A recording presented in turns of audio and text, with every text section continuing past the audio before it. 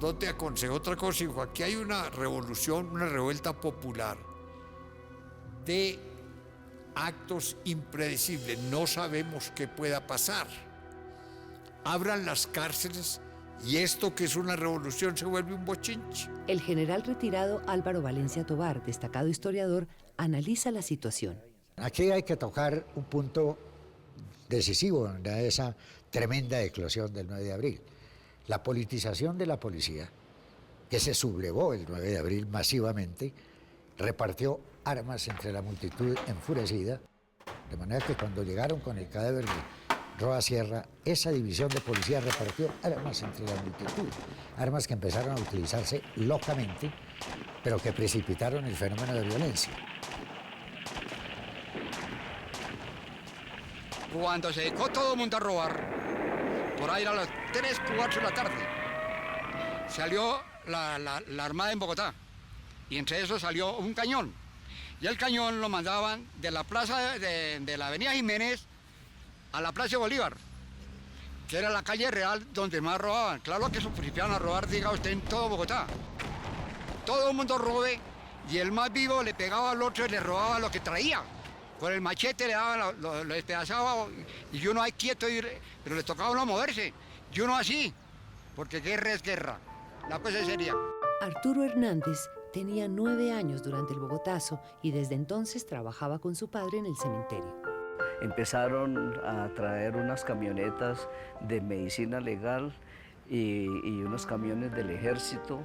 Empezaron a traer a todas las personas muertas. Las fueron colocando en el piso de una galería que se llamaba la Galería Nueva. Entonces ahí acomodaron a todas las personas y duraron trayendo personas como unos 5 días.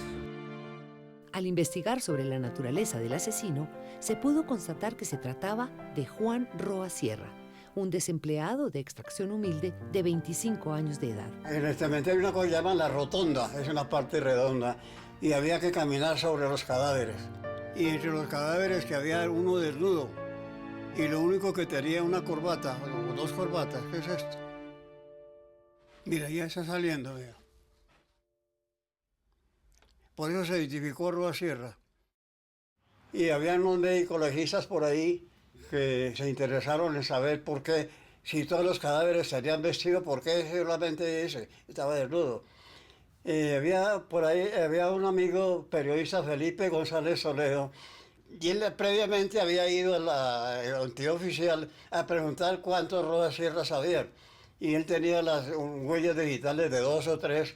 Entonces las verificaron con la del cadáver desnudo y resultó Roa Sierra. Es decir, entre Felipe González Toledo y yo y los médicos legistas certificamos que será Roa Sierra. Yo conocí a Roa porque Roa participaba en la calle, en muchas cosas. La agitación era enorme, por cualquier cosa se formaban mítines. Yo había visto y había hablado con Roa, un tipo de planteamientos muy clasistas, antioligárquicos y cosas de esta, pero que decía que nadie hacía nada y ni siquiera Gaitán era capaz de hacer nada. El escritor y dramaturgo Miguel Torres estudió la vida de Roa Sierra, protagonista de su novela El crimen del siglo. Juan Roa Sierra nace en el barrio Egipto, paradójicamente a escasos 100 metros de donde nació Jorge Eliezer Gaitán. Se sabe que es un tipo huraño, como apartado, ensimismado, solitario, de pocas palabras. Entonces, la madre, precisamente por la falta de trabajo de Juan, resuelve llevarlo donde un astrólogo muy conocido de la época, un alemán, Johann Umlanger, y le sugiere a Juan que se inscriba, se afilie al rosacrucismo, cosa que Juan hace con la ayuda de la madre, y se entrega mucho a ese estudio que confirma también algunas de las creencias que él tiene, como es creer en la reencarnación y en el hecho de que él, en ciertos momentos de su vida, cree ser la reencarnación de Gonzalo Jiménez de Quesada y del general Santander. Esto dicho por la madre. Al amanecer del día siguiente, cuando ya la ciudad había sido incendiada y saqueada, la viuda del caudillo, Amparo Jaramillo de Gaitán, pidió que se vistiera el cadáver de su esposo. y sin que nadie se diera cuenta, lo llevó hasta su casa y allí fue enterrado en la sala, donde permaneció durante 40 años.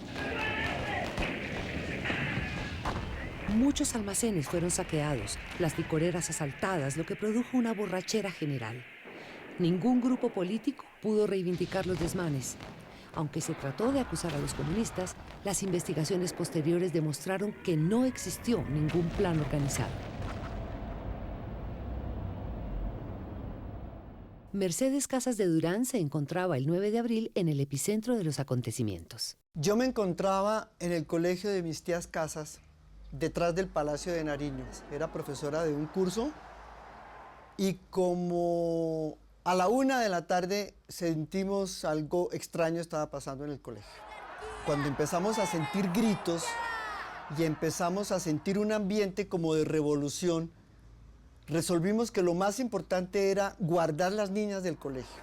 Y comenzó un tiroteo tan fuerte y desafortunadamente en ese tiroteo mataron a 2 empleadas del colegio. La gente se había embriagado, asaltaba ferreterías, se armaba con lo que podía. Los fusiles entregados por la policía y la propia policía sublevada se convirtieron en un peligro urbano total.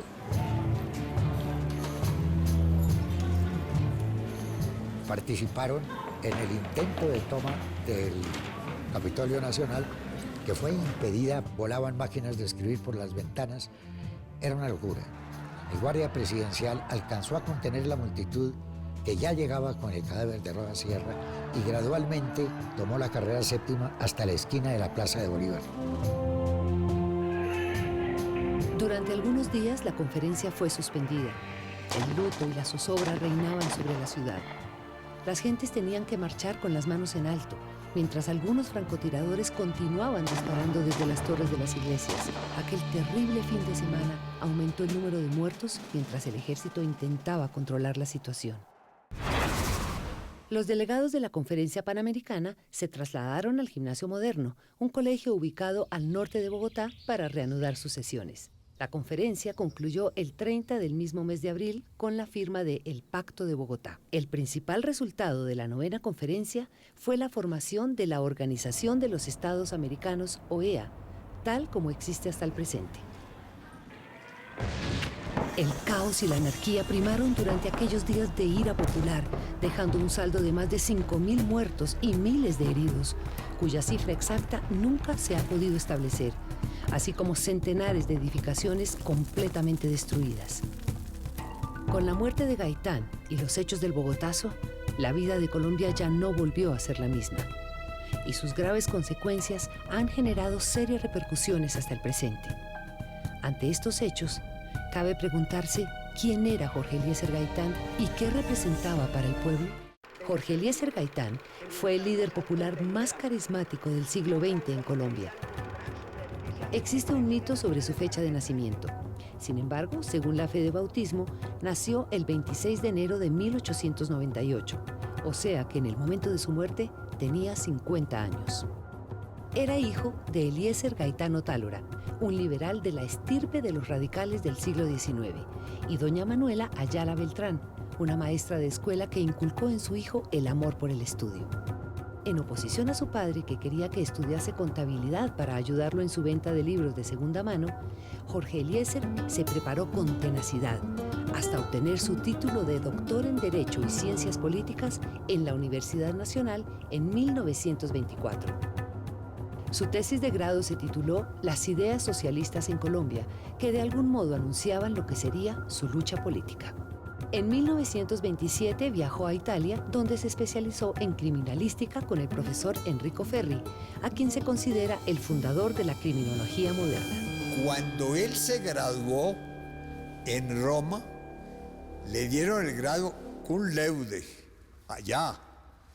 Y Ferri le dijo sus teorías de la premeditación y las teorías del honor que él expuso aquí en Colombia se incorporaron a los textos de Ferri.